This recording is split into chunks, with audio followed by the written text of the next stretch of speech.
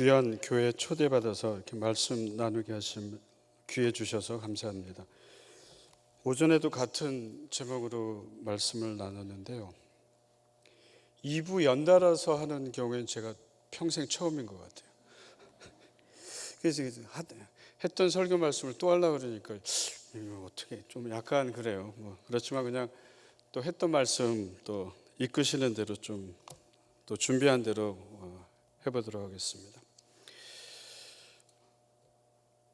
목회는 굉장히 어려운 것 같아요. 그 다음에 또 현대가 목회가 굉장히 어려운 시대에 있습니다. 한 농부가 있었는데 소를 한 마리 키우고 있었답니다. 근데 이 소가 이제 나이가 좀 드니까 일하기 싫을 때 일도 안 하고 일을 해야 되는데 일도 잘 안 나가려고 그러고, 그래서 농부가 그 소한테 너 목회할래 일할래 이렇게 물어봤더니 소가 벌떡 일어나서 일을 하더래요. 이거 목회가 그만큼 어렵다는 거죠. 푸른 초장교회는 지역 사회에서 잘 인지된 것처럼 성장하는 교회고 매우 건강한 교회라고 이렇게 생각합니다. 그래서 이런 교회 여러분이 몸담고 있다는 게 굉장히 좋은 선택을 해 주셨고 아주 필요한 과정이라고 이렇게 생각합니다. 오늘은 하나님 나라 의에 대하여라는 제목으로 한번 말씀을 나눠보고자 합니다. 한 해가 시작한 지 어제와 같았습니다. 그리고 1년의 3분의 2가 지나서 이제 9월이 되었습니다. 그래서 곰곰이 생각해 보니까 이런 생각의 패턴은 매년 되풀이되는 것 같아요. 1월 달 되면 결심을 했다가 결심이 또 무너지면 구정 때쯤 가서 계획 다시 세웠다가 이러다 보면 봄 되고 여름 되고 벌써 이제 4달밖에 안 남았습니다. 본격적인 가을이 이렇게 시간이 빨리 지납니다. 기독교에 가장 영향을 많이 준 학자 중에서 4세기에 살았던 여러분이 잘 아시는 어거스틴이라는 분도 시간에 대한 고민을 되게 많이 했습니다. 결국 인간은 시간과 공간 안에서 우리 인생이라는 이런 제목으로 살고 있는데 이분이 시간에 대한 너무 빠름을 한탄하는 글들이 되게 많이 있습니다. 이런 내용이 있습니다. 시간은 항상 머물지 않고 흘러가고 있어 새 것을 옛 것이 되게 하고 있는 것을 사라져가게 하는 무상하고 무정한 단면이 있음을 부정할 수 없다. 영원한 현재가 없다는 겁니다. 다 과거가 돼버리고 잡을 수가 없고 이런 무상함을 얘기하고 있습니다. 이런 내용이 시편에도 있습니다. 시편 90편 10절에서 12절에 있는 말씀인데요. 오래전에 카톨릭과 개신교가 공동으로 번역한 공동번역 성경을 제가 인용을 했습니다. 우리 인간의 세월은 한숨처럼 쓰러지고 맙니다. 인생은 기껏해야 70년, 80년, 근력이 좋아야 80년, 그나마 거의가 고생과 슬픔에 젖는 것, 날아가듯 덧없이 사라지고 맙니다. 누가 당신의 분노의 힘을 알 수 있으며 당신 노기의 두려움을 알겠습니까? 우리에게 날수를 제대로 헤아릴 줄 알게 하시고 우리의 마음이 지혜에 이르게 하소서. 제가 생각하기에는 시간이 너무 빠르고 이 세월 속에서 버텨낼 장사가 없다는 거예요.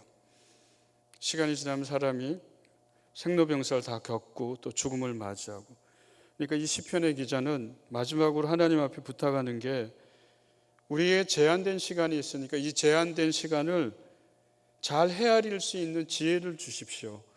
그래서 사는 동안에 우리가 그 지혜롭게 시간과 공간을 사용할 수 있도록 그런 은혜를 주십시오 하고 기도하는 거라고 생각합니다. 이렇게 시간이 빠름을 우리가 우리의 성현들도 얘기하고 시편에서도 얘기하고 있지만은 우리 자신들은 시간이 빠르게 흐른다는 것을 외부 사람을 통해서 많이 또 판단을 받게 됩니다. 저는 최초로 40대 초반에 지하철에 가방을 들고 한번 탄 적이 있습니다.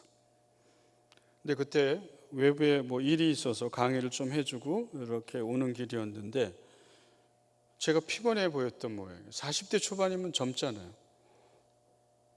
안 전문가요? 40대 초반이면 굉장히 젊은 거죠. 인생에 있어서 거의 꽃이 아닙니까? 근데 어느 청년이 저를 보고 자리를 양보해 주는 거예요. 그게 아주 당황했던 기억이 생각납니다. 이제 40대 초중반으로 들어가시는 분들 이제 경험을 하게 되실 겁니다. 그래서 저는 그 청년이 되게 미웠습니다. 애증관계, 고마우면서도 뭐 이런 청년이 다 있을까. 그러니까 자리를 양보할 때는 사람을 잘 보고 양보를 해야지 됩니다. 선의를 베풀어 주더라도 되게 기분 나쁘게 받을 수가 있으니까요. 50대 초반에는 그 휴대폰이 고장이 나서 휴대폰을 바꾸러 갔어요. 50대 초반도 저는 젊다고 생각해요. 저도 팬시한 거 좋아하고 슬림한 거 좋아합니다. 그렇잖아요. 갔더니 이 점원이 센스가 없게 효도폰을 내놓는 거예요. 저 이런 얘기 많이 들어봤는데 제가 실제로 당하니까 너무 기분이 상해서 그냥 제 마음을 말할 수는 없고 그래서 화가 나서 아무 얘기 안 하고 나와서 옆집에 가서 제가 휴대폰을 골랐던 게 생각납니다. 그래서 제가 그때 생각한 거는 지금은 서비스 시대거든요. 혹시 무슨 일이나 다 마찬가지라고 생각해요. 뭐 저희가 회사에 있던 자영업을 하던 손님의 마음을 충분히 읽을 수 있는 그런 안목이 있어야지 돼요. 그러니까 자기가 그냥 손님을 미리 판단해가지고 휴대폰을 내놓으면 상하죠, 기분이. 그러니까 제가 알기로는 예를 들어서 물건을 판다 그러면은 제일 좋은 걸 손님한테 일단 보이는 게 우선이라 그래요. 그 다음에 차등 순위로 이렇게 보이면 좋은 걸 손님이 아니까 사고 싶은 사람은 거기에 꽂히니까 그걸 살 확률이 많다 그럽니다. 최근에는 지하철에서 아주 어처구니 없는 세월이 흘러가니까 할 수 없죠. 저도 뭐 그런 말을 들어야 되니까. 지하철에 한가한 지하철을 탔는데 제 옆에 할머니는 아닌데 할머니 같은 아주머니가 탔어요. 손자를 유치원 다니는 손자 2명을 데리고 탔는데 아이들은 이렇게 차나 이렇게 전동차 특별히 기차 같은 걸 타면 되게 좋아하니까 한 6살 된 아이가 제 옆에 앉았는데 이 아이가 발을 갖다가 막 다리를 움직이다가 제 다리를 탁 이렇게 건드렸어요. 그걸 보고 나서 그 아주머니가 저한테 하는 얘기가 너 할아버지한테 혼나? 이런 얘기를 했어요. 제 평생 할아버지라는 말을 처음 들어봤습니다. 너무 당황스러워서 제가 속으로 생각했습니다. 할아버지라니 나는 아니겠지. 그래서 저 스스로를 위로해서 나는 아니야 이렇게 해서 또 앉아있는데 아이가 몇 분 동안 조용히 있더니 또 다리를 움직이면서 제 여기를 탁 찬 거예요. 근데 그 할머니 같지 않는 아주머니가 또 그렇게 얘기하는 거예요. 너 정말 할아버지한테 혼나. 그런 얘기가 저는 들어봤습니다. 그래서 세월이 흐른다는 것을 실은 뭐 문학과 성서에서만 얘기할 뿐 아니라 우리가 외부적으로 나가서 외부에 있는 분들이 저희를 판단해 주는 걸 통해서 세월이 흐른다는 것을 우리가 느끼고 있습니다.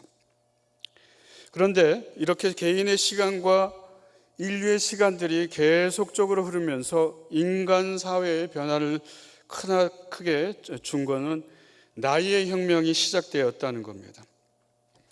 인류학자들의 조사에 의하면 인간의 평균 수명은 40세였다고 합니다. 40세에 모든 인류들이 대부분 보편적인 죽음을 경험했다고 합니다. 그러니까 인류의 대다수가 40세에 죽었다 그러니까 저와 여러분은 지금 실감이 안 됩니다. 그죠? 왜냐하면 우리는 80세, 90세 시대에 살게 했기 때문에요. 그런데 인류학자들의 이제 이런 과학적인 조사에 의해서 40세에 죽었다는 여러 가지 근거가 나와 있는데요. 이들은 40대에 죽는 것을 알고 10대 초중반에 결혼을 했습니다. 우리의 어른들도 할아버지 때도 보면은 남자들이 10대 초중반에 결혼을 했어요. 그 다음에 여성들은 조금 나이가 들었어요. 그래서 이제 그런 결혼을 했습니다. 40대 전에 유전적으로 자녀들을 낳고 성장을 시키고 또 그 부모들이 사회에 기여할 거를 어느 정도 다 정리를 했습니다. 우리가 80, 90으로 넘어가는 건 불과 수십 년 전 기간밖에 안 됩니다. 그래서 인간이 40세 이상을 사는 것은 인류사에서 혁명으로 보고 있습니다. 수만 년, 수십만 년의 기간 동안에 우리가 살아온 세월에 비해서 보면은 불과 50년, 60년 사이에 인간이 우리 사회에 있는 우리 국민들이 8, 90을 넘게 사는 것들입니다. 지금도 제3국에서 활동하는 의료시설이나 의식주 시설이 열악한 지역에서 활동하는 저희 친구들의 이야기를 들어보면 지금도 그 나라들은 대부분 평균 수명이 한 40대라 그럽니다. 그래서 나이가 50대가 넘어서 이렇게 막 활동을 하면은 그분들이 되게 신기하게 쳐다본대요. 그러니까 여러분도 여기 계신 대다수 분들이 아마 동남아시아의 열악한 환경에 살면은 여러분도 그 나라에서는 원로입니다. 그렇죠. 우리가 이게 행운이라 그래야 될지 뭐 한국에 태어난 게 행운이라 그래야 될지 모르겠지만 하여튼 뭐 한국에 태어났으니까 자기 관리에 충실하면 8, 90은 사는 그런 시대에 살고 있습니다. 이러한 40세의 죽음이 현대에 와서는 8, 90 시대의 장수 시대를 열었습니다. 오늘의 설교의 내용은 이렇게 8, 90 그 이상의 세월을 살고 있는데 우리가 이런 시대에서 어떻게 우리를 준비해야 될까는 큰 과제 중에 하나입니다. 그러니까 인류의 패턴들은 저와 여러분의 패턴들은 어쩌면은 40세 무렵에 이제 정리하고 이런 인류의 그 정신적인 유형들이 우리의 DNA를 통해서 있지만은 지금 우리는 8, 90의 시대에 살기 때문에 새로운 패러다임을 가져야 된다는 것들이죠. 진화론자 다윈에 의하면은 생물이 한 생명체가 잘 생존하고 잘 살아가는 생명체들 동물을 보니까 이런 특징이 있더랍니다. 똑똑한 것도 아니고 힘센 것도 아니랍니다. 우리가 보기엔 똑똑하고 힘센 것들이 잘 적응할 것 같잖아요. 오히려 그게 아니고요. 환경에 잘 적응하는 동물들이 종족을 많이 번식시키더라 이런 얘기입니다. 그러니까 이 얘기는 굉장히 물론 뭐 진화론을 얘기해서 우리가 굉장히 터부시하는 그 학자지만 그래도 이 적응 면에서는 우리가 좀 참조를 할 필요가 있다고 생각합니다. 그런데 이렇게 8, 90을 사는 시대가 우리에게 던져진 과제는 저는 두 개가 있다고 생각합니다. 하나는 수명 연장은 의식주 및 과학기술의 도움으로 된 것인데 이것의 부작용은 인간에게서 종교성이 점점 사라져 나간다는 것입니다. 여러분이 많이 읽은 호모 데우스라는 책에 의하면 역사상에서 인류가 절대자인 하나님을 찾게 된 근거를 세 가지로 얘기하고 있습니다. 이건 기근입니다. 먹을거리가 없다는 거예요. 오늘날은 상상이 안 갑니다. 특별히 대한민국에서는요. 전체가 대다수가 실은 먹거리에 대해서 큰 불편은 없는 사회에 사는 것 같아요. 제가 기독교 학과에 학부에서는 기독교 학과에 있는데요. 우리 학생들하고 학기 시작하기 전에 학기 끝나고 나서 식사를 같이 이렇게 교수들하고 합니다. 한 번은 안동 찜닭 같은 거를 먹게 됐는데 저는 닭을 어렸을 때부터 좋아했어요. 왜냐하면 저희 때는 소고기를 많이 못 먹으니까 아버님이 월급을 타오시는 날 닭을 한 마리 이렇게 통닭을 사오시는 거예요. 그 통닭을 한 달에 한 번 정도 이렇게 먹은 기억이 있어서 어릴 때 각인된 거는 평생 가는 것 같아요. 그러니까 지금도 닭을 되게 좋아해요. 닭 중에서도 닭껍질을 좋아합니다. 우리 와이프는 닭껍질을 먹지 말라 그러는데 저는 닭껍질이 먹고 싶은 거예요. 그러니까 어릴 때 뭘 먹었느냐, 어떤 경험을 하느냐가 실은 되게 중요해요. 하여튼 근데 이게 닭을 시켜서 이렇게 먹는데 한 테이블에 4명, 5명 앉았는데 저는 그 어릴 때 습관 때문에 남기면 안 된다는 생각을 반드시 갖고 있어요. 밥을 하나라도 남기면 안 된다. 농부의 땀을 생각해야지 된다. 또 어머니한테 많이 들어서 남김없이 먹는 게 제 습관입니다. 근데 이 아이들을 보니까 학부 학생들을 보니까 닭이 이런 아주 큼지막한 닭이 몇 마리 이 덩어리들이 이렇게 계속 남겨져 있는 거예요. 그리고 이제 애들이 안 먹는 거예요. 그래서 제가 뭐 계속 먹을 수도 없고, 그래서 애들이 안 먹으니까, 학생들이 안 먹으니까 저도 이제 내려놓고 제가 질문을 해봤습니다. 너희 왜 안 먹니? 그랬더니, 교수님, 요새는 우리가 많이 먹지 않아요. 배 터지게 먹지 않습니다. 그러니까 여기저기서 조금씩 맛집에 가서 맛을 보면서 자기네는 맛을 즐긴다고 얘기를 하더라고요. 그래서 제가 무슨 그런 소리가 다 있을까 제가 속으로 생각했어요. 왜냐하면 이게 음식이 남는데 얘네들이 무슨 배부른 소리를 하고 있나? 그러니까 기독교 학과 학생들이 그런다니까요.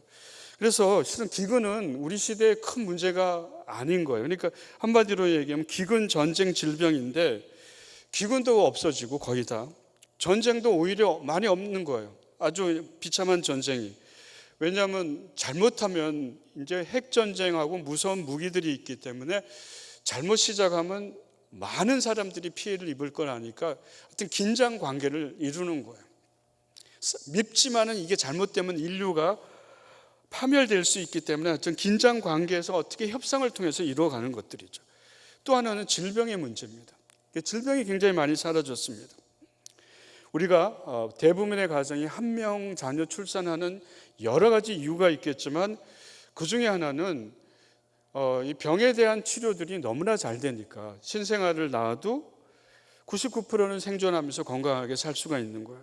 그러니까 한 명을 낳아도 그러니까 질병에 대한 걱정이 없는 거죠. 저희 할아버지 때는 보통 10명의 자녀 정도를 낳으시면은 그 중에서 한 5분 정도는 병사 또는 다른 사고로 죽었다 그럽니다.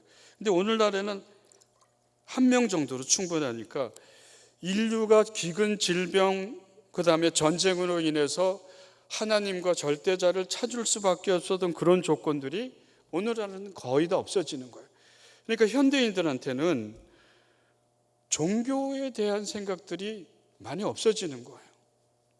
오늘 10대, 20대들, 30대들 특별히 그러니까 종교를 많이 갖고 있고 특별히 기독교의 신앙을 갖고 있는 분들, 여러분의 교회는 좀 특별하지만은 제가 타 교회를 방문해 보면 대부분 50대 이상이에요. 20대, 30대, 10대는 별로 없는 것들이죠. 더구나 홈쇼핑 같은 데에서 편함이 얼마나 좋은지 모르겠습니다. 제가 어느 날 홈쇼핑에서 간혹 저도 물건을 좀 삽니다. 바지가 없어서 막바지가 없어서 바지를 하나 샀으면 했는데 뭐 뉴스인가 하여튼 뭐 드라마를 보고 홈쇼핑 이렇게 채널로 옮기다 보면 홈쇼핑이 걸리게 돼 있잖아요. 홈쇼핑을 이렇게 탁 갔는데 그건 뭐라 그러나요? 그거 하여튼 뭐라 그러죠? 홈쇼핑의 사회자를? 예?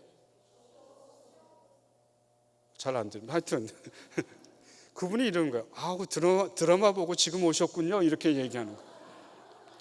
그래서 속으로 저 사람이 이걸 다 깨고 있구나. 그러면서 바지를 선전하는데 바지를 3개를 샀습니다. 3개를 샀는데 4만 원에 3개를 샀어요. 4만 5천 원인가. 그래서 저는 막바지라고 생각해서 막 입으려고 그러는데 이게 입어보니까 막바지가 아니에요. 맞춤바지보다 더 잘 만드는 거예요.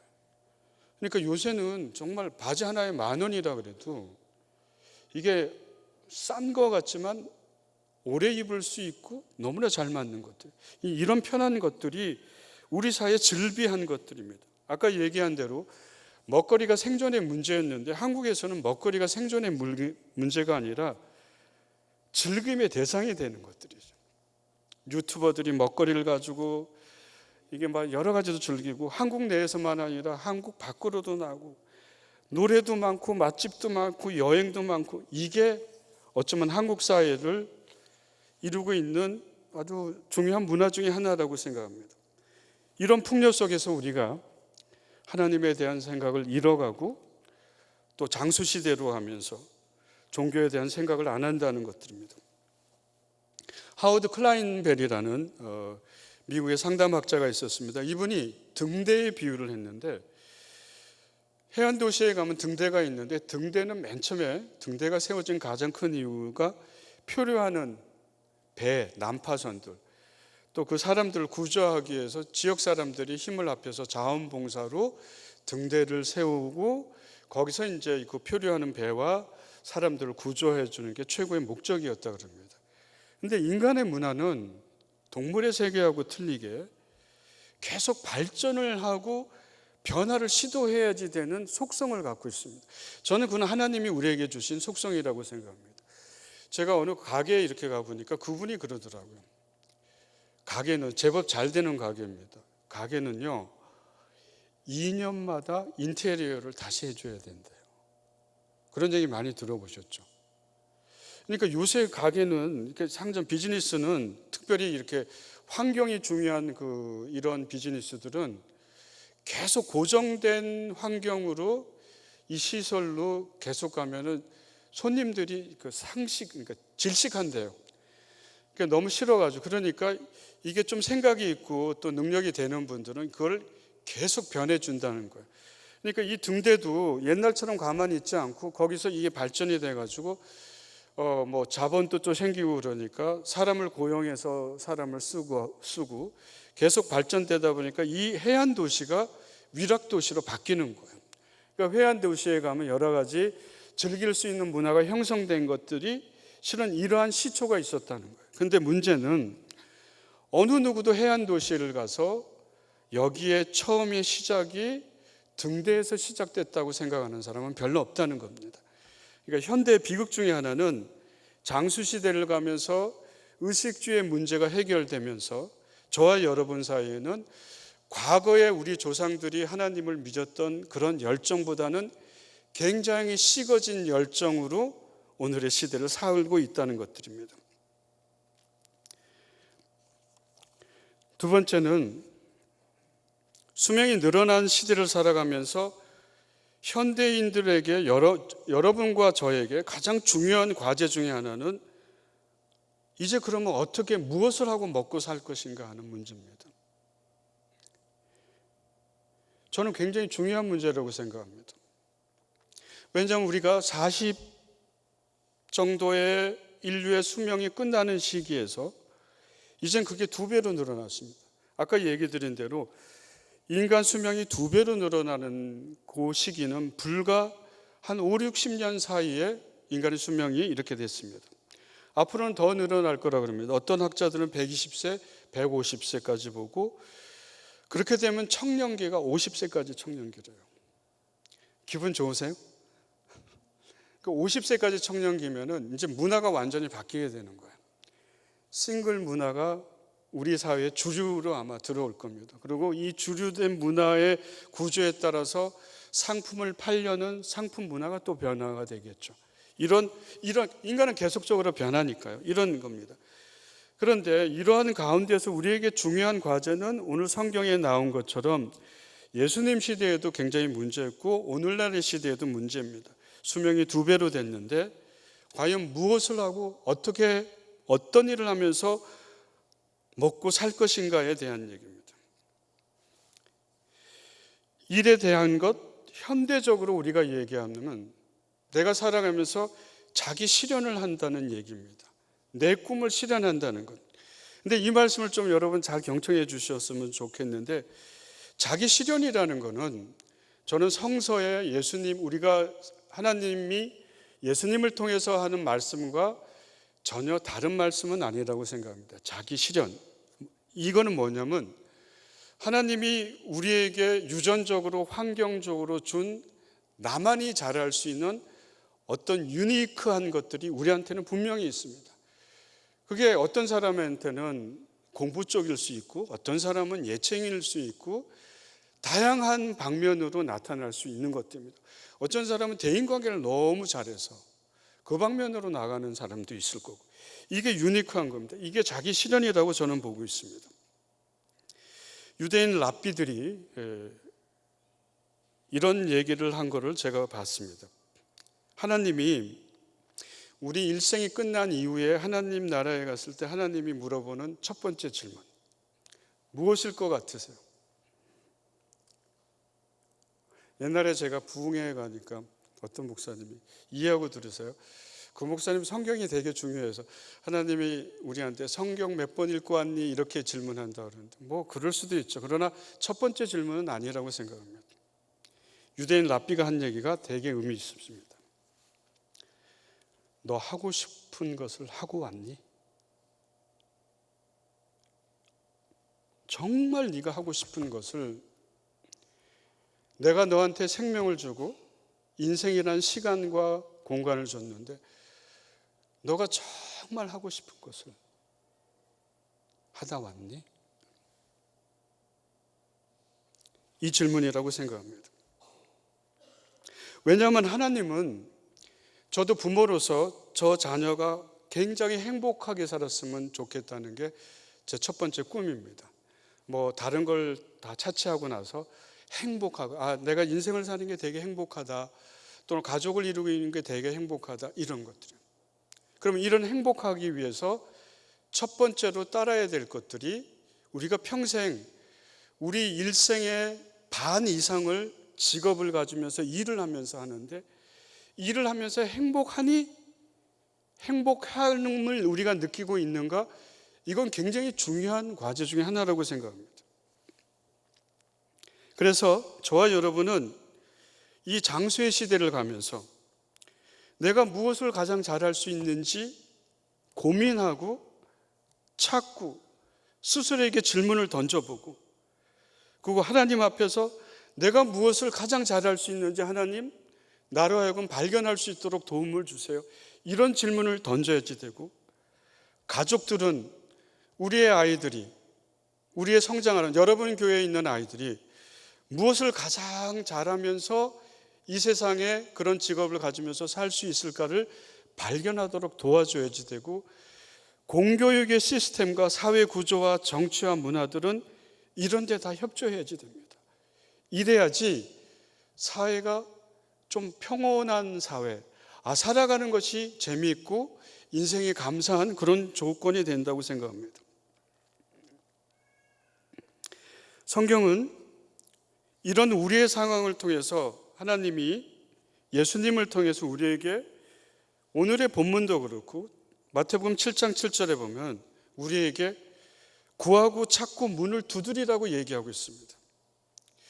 제가 이제 어디가 이런 말씀을 우리 학생들하고 얘기하면 학생들은 좀 의문시하는 학생들도 있어요. 근데 성경 내용을 이렇게 가만히 보면은요, 예수님이 우리한테 구하는 사람이 나중에 구함을, 그 답을 얻을 것이고, 우리 하나님께서 우리에게 주실 것이고, 문을 두드리는 사람에게 문이 열릴 것이고, 찾는 사람에게 찾을 것이다 하는 것.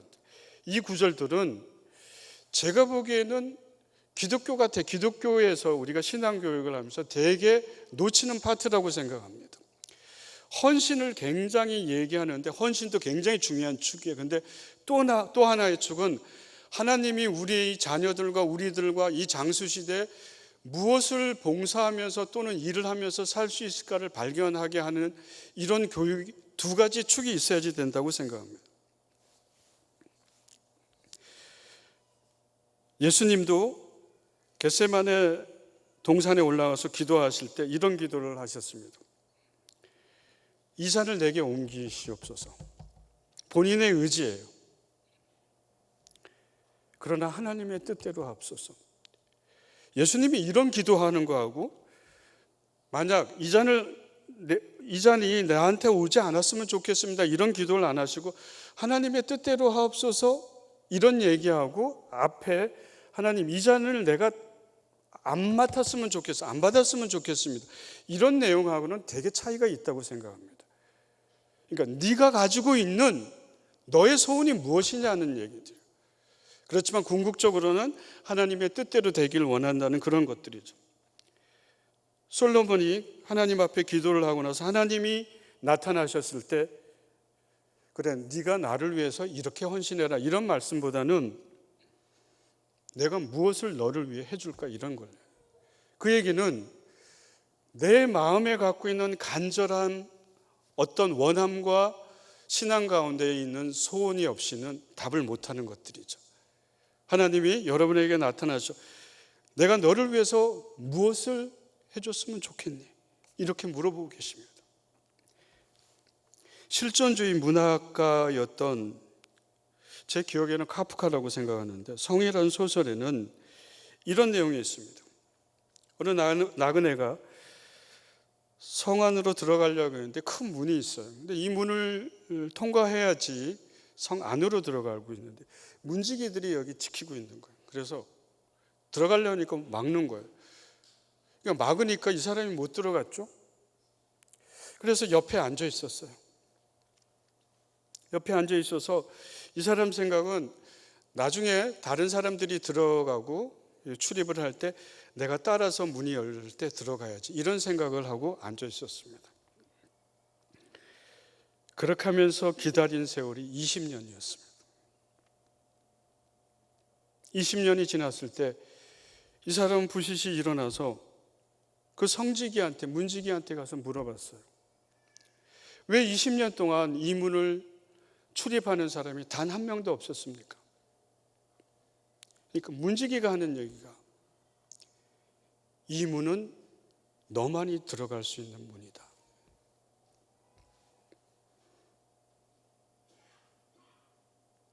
나만이 할 수 있는 어떤 영역들이 우리가 하나님 안에서 분명히 있습니다. 근데 이거를 내가 평생 부모의 도움으로, 아니면 타인의 도움으로, 아니면 어떤 배경을 도움으로 여러분 이 문을 들어가려고 노력을 하지 않으십니까? 중요한 거는 내 하나님이 주신 이 일생이라는, 인생이라는 시간 동안에 문을 열 수 있는 주체는 나라는 거예요. 내가 문을 열려고 할 때, 내가 구하고 문을 두드릴 때 그 문이 열리는 것이지, 타인이 열어주기를 바라는 그런 상황에서는 이 문이 안 열린다는 거예요. 저는 상담을 하다 보니까 많은 사람을 만나서 상담을 해보는데 가장 큰 문제가 이 문제예요.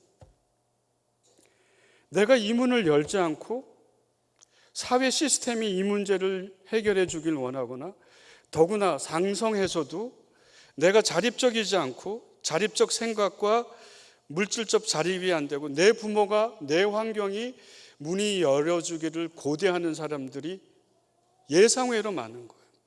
그리고 이 사람들이 성장한 이후에 자기 시련에 대한 아픔들이 너무 많은 것들이에요. 그래서 이 실존주의 문학에서 얘기하는 이 문에 대한 얘기들은 되게 중요한 얘기라고 생각합니다. 그러나 우리는 환경적으로는 다양한 사람들이 다양한 환경에서, 문화에서 살기 때문에 일괄적으로 볼 수는 없다고 생각합니다. 정말 왜 이런 환경 속에서 우리가 처해졌을까 하는 그런 환경도 있으리라 생각합니다. 빅터 프랭클이라는 오스트리아에 지금 작고했습니다만 심리학자가 있습니다. 정신의학자였죠. 이분이 유태인이라는 이유로 나치 수용소의 캠프에 갇혔습니다. 가족들이 모두 갇혔어요.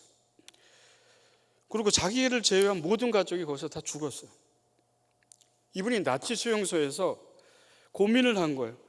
그리고 그 고민을 하면서 쓴 책이, 나중에 이분은 결국 살아서 나왔는데, 죽음의 수용소라는 많이 읽혀진 책입니다. 이분이 그 수용소에서 고민한 건 이겁니다. 내가 왜 유태인으로 태어났느냐에 대한 퀘스천이에요. 여러분, 질문은 사람을, 나는 건강하게 만든다고 생각합니다. 그래서 유태인들이 교육을 할 때 토라, 수천 년 전에 쓰여진 토라를 그냥 글자 그대로 받는 게 아니라, 글자 그대로 받지만 수천 년이 지난 오늘의 다른 문화 속에서, 이 다른 문화 속에서 이게 어떻게 소용이 될 수 있을까를 토론하는 거예요. 그분들의 도서관이라는 거는 이렇게 서로 토론하는 거잖아요. 그래서 굉장히 시끄럽다고 들었는데, 이런 퀘스천은 굉장히 중요한 거예요. 문을 두드리는 것들이죠. 수동적이지 않다는 것들입니다. 내가 왜 유태인으로 태어나서, 내가 독일인이나 다른 유럽인으로 태어났으면 내 가족이 다 살 거고 나는 여기서 이러한 어려운 일을 안 겪을 텐데, 이런 질문을 계속적으로 던진 거예요. 그러고 나서 이분이 던진 인생에 대한 질문은, 인생은 무의미하다는 결론을 내렸습니다. 자기가 보니까 이건 무작위로 사람들이 이렇게 되니까 내가 유태인으로 태어난 것도 무작위고, 그렇기 때문에 나치 수용소에 가서 이 죽임을 당하는 600만 명에 속하는 사람의 한 사람으로 있는 것도, 이것도 이해할 수 없는 거예요. 그러니까 인생은 무의미하다는 결론을 내렸어요. 그러나 내가 살기 위해서는 무의미를 갖고 있어서는 안 된다. 의미를 만들어서 내가 살아야 된다는 결심을 하게 돼요. 그래서 이 사람이 또다시 자기 인생에 대한 정의를 하기를, 인생은 의미를 만드는 과정이다. 의미가 없더라도 내가 의미를 만들어 가야지 된다는 거예요. 그래서 meaning making process라는 그런 얘기를 합니다. 그러면서 이 사람이 세 가지 행동을 하게 되는데, 하나는 실천사항으로 아침마다 일어나서 수염을 깎습니다. 수용소에서 왜 수염을 깎아야 될 이유가 없잖아요.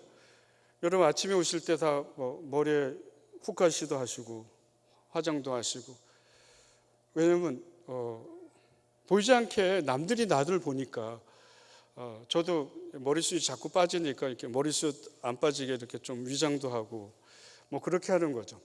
근데 수용소에서는 그렇지 않잖아요. 그런데 실천사항으로 수염을 깎는 거예요. 그 다음에 음악을 듣기 시작했습니다. 음악을 어떻게 들었냐면, 나치 수용 캠프에서 음악이라는 게 없으니까 독일군 막사에서 흘러나오는 생음악을 듣는 거예요. 그걸 들으면서 정서적인 위안을 삼는 거예요. 음악은 실은 사람 정서 조절에 매우 중요한 역할을 하죠. 또 하나는 대자연을 보는 겁니다.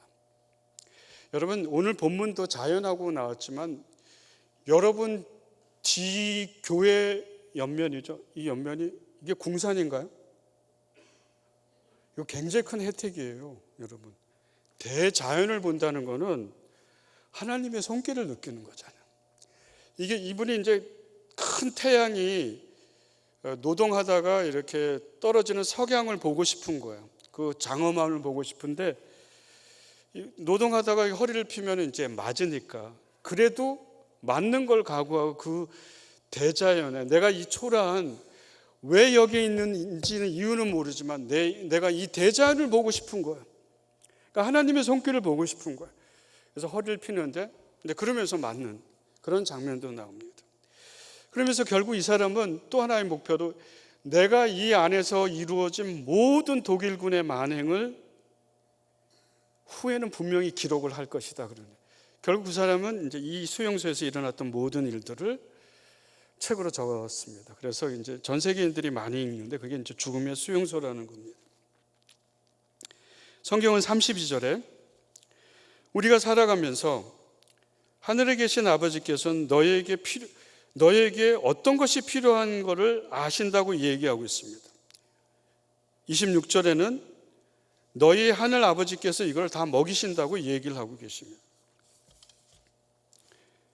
인간은 살아가면서 직업을 가져야 되고 자기 소원을 가질 수밖에 없습니다. 저는 개인적으로 한 1990년 한 중반 정도 됐으리라 생각하는데요.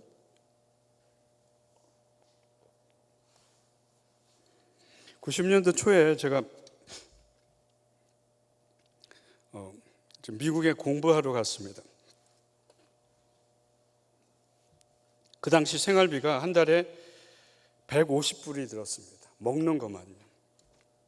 근데 저희 아이가 한 5, 6살 될 무렵에 겨울 한 12월쯤 됐는데, TV 방송에서 디즈니에서 나오는 그 인형 캐릭터를 이렇게 쓰고 아이스 스케이팅을 하는 프로그램이 이제 방송에서 이렇게 소개가 되는 거예요. 그러니까 어느 장소에 가면 그게 있으니까 사람들한테 그걸 광고를 하는 거죠. 아이가 그걸 보더니, 어린아이들이 이제 저희 때는 이제 미키 마우스 이런 캐릭터를 되게 좋아했어요. 그래서 저희 아이가 그걸 보더니, 아빠 나 저게 데려다 줘, 이렇게 얘기를 하는 거예요. 저희 갔으면 좋겠어. 근데 그때는 너무 공부하는 게 빠듯하니까, 생활비도 빠듯하니까 아무 대답을 안 했어요. 안 가 이렇게 얘기도 안 하고 그냥 못 본 척 했어요. 근데 이 방송에서 어린이 프로그램이 나올 때쯤에는 아이들이 그때 TV를 보니까 계속 광고를 하는 거예요. 아이가 그걸 보면서 두 번째 얘기를 하는 거예요. 아빠 저기 갔으면 좋겠어. 그것도 두 번째도 제가 안 들은 척 했어요. 들었는데 이제 차마 안 가는 못 가 뭐 이렇게는 얘기할 수 없고, 내가 돈이 없어 이렇게도 얘기하기도 그렇고. 근데 세 번째 또 며칠 지나서 또 얘기하는 거예요.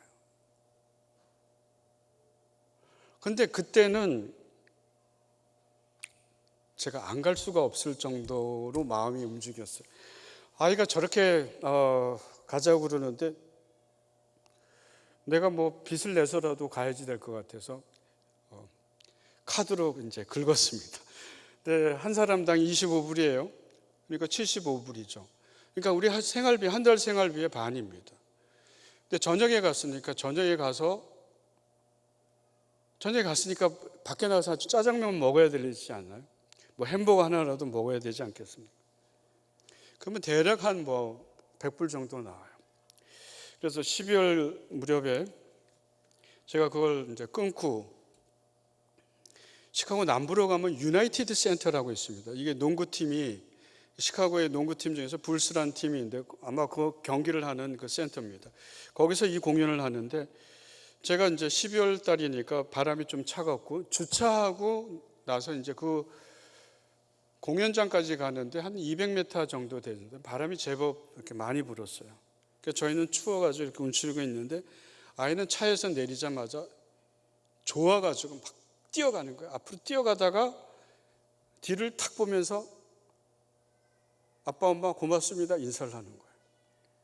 그리고 그렇게 꾸벅 인사를 하고 또 뛰어가다가 아빠 또 뒤를 저희를 쳐다보면서 아빠 엄마 고맙습니다 이렇게 인사를 하는 거예요. 제가 그 장면이 너무나 인상적이었어요. 그때는 아주 유학 초기라서 뭐 경제적인 것도 그렇고 공부 앞날에 대해서 제가 공부를 하고 왔지만 앞날이 어떻게 열릴지에 대한 불확실성이 너무 컸습니다. 근데 제가 그 광경을 보면서 하나님 앞에 떠오르는 기도가 있어서 기도를 한 적이 있었습니다. 이런 기도였어요. 지금도 뭐 구체적으로 문자는 생각 안 나지만은 내용이 이었습니다. 하나님, 내가 우리 아이의 소원을 저렇게 들어주니까 아이가 너무 좋아하네요. 하나님, 내가 이 막막한 나라에 와서 아무것도 가진 것도 없는데 내 소원이 뭔지 아시죠? 이런 기도를 드렸던 것 같아요. 공부를 무사히 잘 끝났으면 좋겠다. 근데 이게 끝날지도 모르는 불확실성이 너무 컸습니다. 경제적으로도 그렇고 또는 학문적으로 어떻게 따라가야 될지도 모르고. 근데 세월이 지나고 이렇게 돌이켜보니까 저는 하나님이 저희 아들을 보면서 제가 하나님 앞에 기도드린 내용이 생각이 났습니다. 저는 잘은 하지 못하지만 공부에 대한 열망은 갖고 있었습니다. 예수님이 오늘 본문을 통해서 우리들에게 얘기하는 것은 하나님이 우리 인생에 대해서 장수시대 우리 각자들에게 결국 일을 하면서 살아야지 될 텐데 그 일을 가장 잘 발견하고 적합한 장소에서 나를 잘 실현하면서 살 수 있는 것들에 대해서 너희가 고민해보고 구하고 찾고 문을 두드리라고 얘기를 하고 계시는 거예요. 여러분 자기 실현을 위해서 하나님 안에서 자기 실현을 하기 위해서 이런 고민을 해보셨습니까? 아니면 무작정 혹시 여러분의 자녀가 대학은 스카이는 무조건 가야지 돼 이런 사회 구조 속에 편승해서 아무런 생각 없이 아이들을 그쪽 길로 밀고 계십니까? 너무나 중요한 내용이라고 생각합니다. 우리 몸 안에 각자에게 백인백색의 특징을 주셨는데 이 특징을 잘 발견하는 것은 부모의 책임이고 우리가 자라나는 청년들의 책임이고 80세, 90세를 살아가는 이 시대 저와 여러분들의 중요한 아젠다 중에 하나입니다. 다음으로는 더 중요한 것은 우리가 일을 하면서 행복을 느끼고 있느냐는 본문에서 중요한 메시지 중에 하나입니다. 왜 예수님이 들의 백합화와 하늘 나는 공중 나는 새와 솔로몬의 영화를 비교하셨을까를 우리는 생각해 봐야지 됩니다. 대부분의 사람은 행복의 패턴을 뭐가 있어야지 행복하냐면 솔로몬처럼 어느 정도 이렇게 돼야지 행복하다고 생각을 합니다. 대부분의 사람들이 힘과 권력과 부를 추구하고 있습니다. 아마 저와 여러분도 예외는 아닐 거라고 생각합니다. 그러나 예수님은 이 본문을 통해서 솔로몬의 영화가 결코 행복하지 않았다는 거예요. 오늘날 여러분 소확행이라는 단어를 아실 겁니다. 20대, 30대 아실 겁니다. 소소하지만 확실한 행복을 찾아가는 세대입니다. 아까도 얘기 드린 것처럼 저는 부모로서 제 자녀가 행복하게 살았으면 좋겠어요. 일단 첫 번째 조건입니다. 하나님도 여러분을 보시면서 행복했으면 좋겠다. 저는 그게 1순위라고 생각합니다. 여러분이 이 세대를 싱글로 살아가든 결혼해서 살아가든 자녀를 갖고 살아가든 어떻게 하든 여러분이 행복했으면 좋겠다는 게 하나님의 1순위입니다. 행복하세요? 하나님이 여러분한테 질문을 하고 있습니다. 여러분의 자녀는 여러분의 부모를 뒀다는 것을 행복하게 생각하십니까? 이런 얘기들이죠. 어거스틴은 이렇게 얘기했습니다. 어거스틴에 의하면 인간이 가장 행복하다는 것은 인간이 가장 선한 것과 닿았을 때, 이때였을 때 가장 선한 것은 하나님을 얘기합니다. 그러니까 우리가 행복을 느낄 때는 가장 궁극적인 선이 되는 하나님하고 이때여서 살아갈 때 인간에게 가장 행복이라는 게 느껴진다는 거예요. 스위스의 심리학자인 칼 융이라는 분이 있습니다. 요새 시대에 굉장히 중요한 분이라고 생각해요. 돌아가셨습니다. 여러분, 스위스라는 나라는 관광한 분들이 재방문하고 싶은 1위 되는 국가고 GDP도 거의 전 세계 탑 수준입니다. 환경 복지시설이 너무 좋은 거예요. 의식주 문제들이 오래전에 해결이 돼서 사람들이 정말 복지 가운데 살고 있는 나라인데 특이하게 이 사람이 중년에 이르는 사람들, 중년 이상 된 분들을 상담을 해봤더니 많은 사람들이 신경 불안증에 있다는 것을 발견을 했습니다. 자기 내담자 중에 3분의 1이 이르는 거예요. 그리고 이 사람들이 왜 이렇게 좋은 환경 속에서도 신경 불안에 시달릴까? 이 얘기는 의식주가 해결이 되고 소득이 높아진 시대에 살고 있지만은 우리의 마음이 궁극적인 실체인 하나님과 잇대어 살지 않으면은 실은 무의미가 가득할 수밖에 없다는 그런 얘기입니다. 그래서 이분은 앞으로의 시대는 장수와 무의미가 앞으로의 세대의 비극이 될 것이라는 거예요. 굉장히 오래 사는데 그리고 사회복지나 등등 과거보다는 점점 나아지는데 무의미하다는 거예요. 왜 사는지 이유가 없다는 거예요. 저는 어느 목사님이 과거에 있었던 교회에 간증하는 얘기를 하나 들었습니다.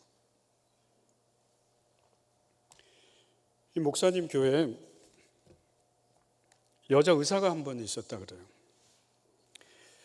이제 신방 가서 여러 이야기를 했는데 이제 알고 보니까 아빠 엄마가 이제 어려서 어떤 이유로 인해서 이혼을 했어요. 그리고 이 아빠 밑에서 성장을 했습니다. 그런데 아빠가 너무나 폭력적이었다 그래요. 근데 아이가 언제 폭력을 행사 안 했냐면 아이가 공부를 할 때는 폭력을 행사를 안 했다는. 그러니까 이 아이가 어린아이들은 부모의 구조에 맞춰서 살거든요. 그러니까 성격 형성이라는 건 선천적인 것도 있지만 부모의 구조, 부모의 성격, 부모가 언제 웃고 언제 화내는가를 잘 간파를 하는 거예요. 저희 집에 강아지가 한 마리 있는데 비숑 강아지가 있습니다. 이게 비숑이 원래 굉장히 활발해요. 근데 저도 그렇고 제가 그렇게 막 활발한 사람은 아니거든요. 약간 조용한 편이에요. 그렇다고 매우 조용하지는 않고 약간 조용합니다.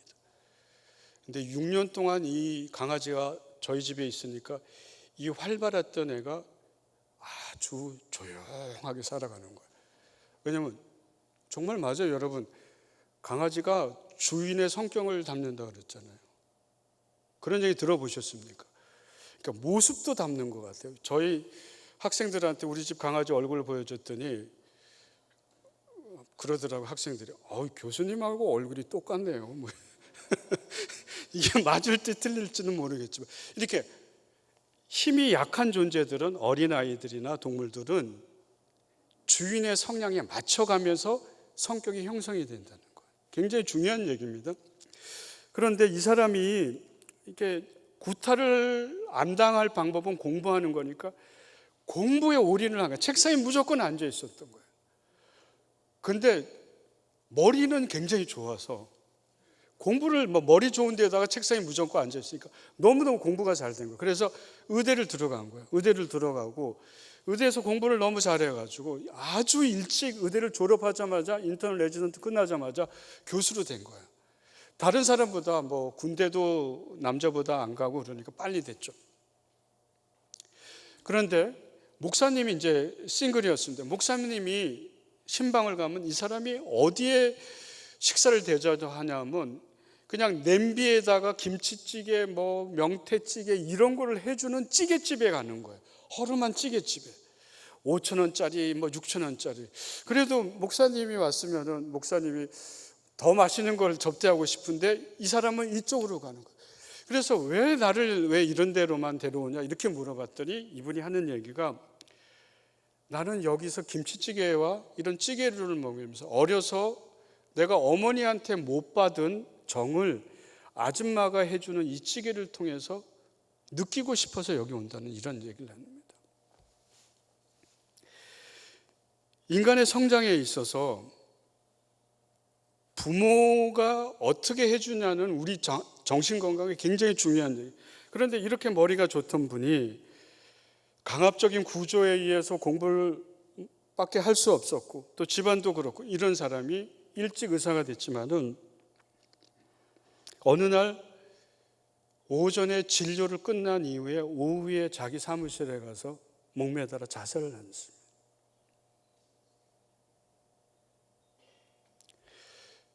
물론 아주 특이한 그런 사건이지만 저는 이 사건의 얘기를 들으면서 결국 인간에게 있어서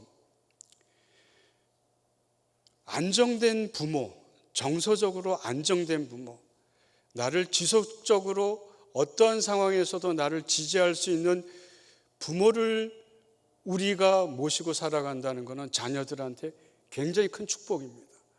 또 더 확대해서 우리가 일생을 살아가면서 자기 실현도 하고 자기 꿈을 하는데,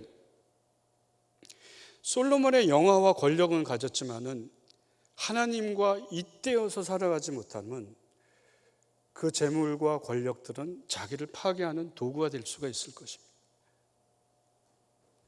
그래서 예수님이 비유를 솔로몬의 영화보다는 공중 나는 새와 들에 핀 꽃이 더 행복하다는 것들입니다. 우리의 일생은 하나님이 우리가 행복하게 지내야 된 것처럼 어느 심리학자는 인생은 1년의 소풍과 같아야지 돼야 된다, 이런 얘기를 했습니다. 1년의 소풍과 같은 가정을 살기 위해서 우리에게 되게 중요한 것들이, 자기 실현도 굉장히 중요하고 또 일이라는 것도 중요하지만은 우리의 뿌리가 최고의 선이 되는 하나님과 잇대어 살아가는 그런 것들입니다. 그래서 예수님은 오늘날 장수시대 저와 여러분에게 이렇게 얘기하고 있습니다. 공중 나는 새를 보아라. 여러분, 일주일 동안 사시면서 지난 일주일 동안 공중 나는 새를 보신 적이 있습니까? 의도적으로 한번 보라는 얘기입니다.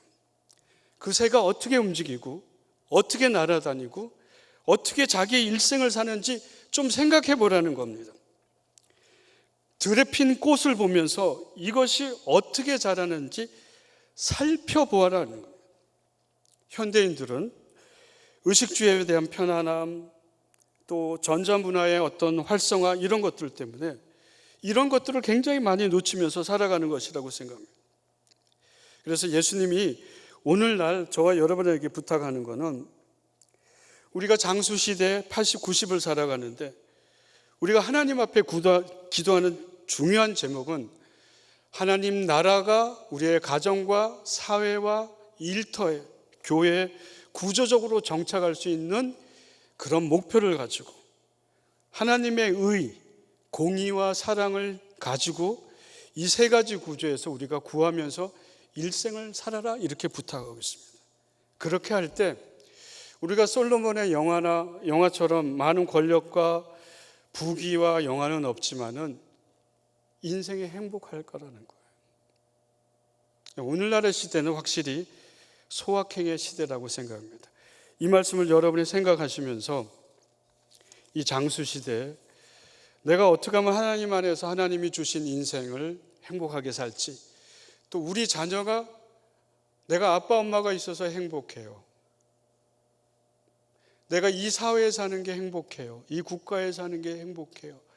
이걸 염두에 두고 이런 것이 많이 미진할 때는 우리의 아이들이 또 여러분과 저가 하나님 나라의 시스템을 어떻게 잘 구축을 해서 공의와 사랑이 편만한 구조를 만들까를 최고의 목표로 가지면서 살아가는 겁니다. 당장은 안 되겠지만은 우리가 이런 세월을 100년 동안 여러분의 교회에서 일터에서 해준다 그러면 우리는 좀 더 행복한 하나님이 바라시는 개인과 또 조직이 될 수 있을 줄 믿습니다. 기도드리겠습니다. 하나님, 우리에게 인생이라는 시간과 공간을 주셨습니다. 하나님 안에서 하나님과 잇대어 행복하게 살기를 원합니다. 우리의 자손들이 하나님 안에서 과연 무엇을 효능적으로 하나님 나라와 의를 위해서 잘 사용할 수 있는지를 잘 개발하게 하시고 몸부림치게 하시고 발견케 해 주셔서 그 기쁨 가운데 가족이 하나님의 나라를 형성하고 일터가 하나님의 나라를 형성하고 국가가 하나님의 나라와 의와 사랑을 실현할 수 있는 조직에 우리가 기여할 수 있도록 도와주옵소서. 예수님의 이름으로 기도드립니다.